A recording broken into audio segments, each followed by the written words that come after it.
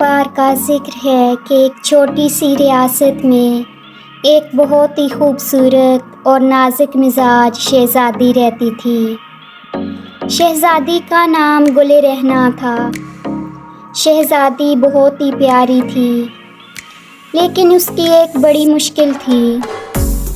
वो इतनी ज़्यादा नींद की शौकीन थी कि अक्सर खाना खाते खाते, बात करते करते और यहाँ तक कि घोड़े पर सवार होते हुए भी सो जाती थी। शाही महल में सब शहज़ादी की इस नींद के मसले से बहुत परेशान थे। एक दिन बादशाह ने ऐलान किया, जो भी शहज़ादी को बेदार रखने का कोई हल निकालेगा, मैं उससे शहज़ादी की शादी कर दूंगा।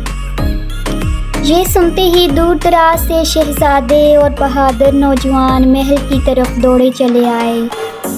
कोई शहज़ादी को लतीफ़े सुनाने आया तो कोई इसे जादुई चाय पिलाने की कोशिश करने लगा, मगर शहज़ादी एक कहका मारकर फ़ौरन फिर से नींद में चली जाती।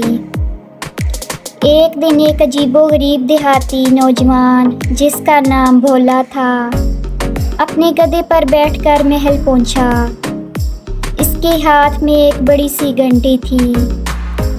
महल के दरबानों ने इसे अंदर जाने से रोका, लेकिन भोले ने कहा, मुझे अपनी किस्मत आजमाने दो।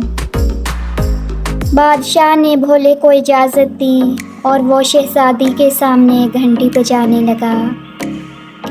जैसे ही शहज़ादी सोने लगी, भोला ज़ोर से घंटी बजाता और शहज़ादी झटके से उठ जाती। शहज़ादी बहुत गुस्सा हुई और बोली, ये क्या बदतमीज़ी है। भोला मुस्कुराते हुए बोला, ये बदतमीज़ी नहीं, ये इलाज है। जब भी आपको नींद आएगी मैं घंटी बजा दूंगा। शहज़ादी कुछ देर के लिए हैरान हुई, मगर भोला की बातों में कोई अजीब सी सच्चाई थी। जल्दी भोला की घंटी के शोर की वजह से शहज़ादी की नींद कम होने लगी और वो ज़्यादा जागने लगी। बादशाह ने खुश होकर ऐलान किया, भोला, तुमने हमारी शहज़ादी का मसला हल कर दिया, तुमसे उसकी शादी कर दी जाएगी। लेकिन भोला ने एक बड़ी मुस्कुराहट के साथ कहा, जनाब, मैं घंटी बजाने वाला हूँ, शहज़ादा नहीं। आप मुझे मेरी राह पर वापस जाने दें, मैं शहज़ादी से शादी नहीं कर सकता।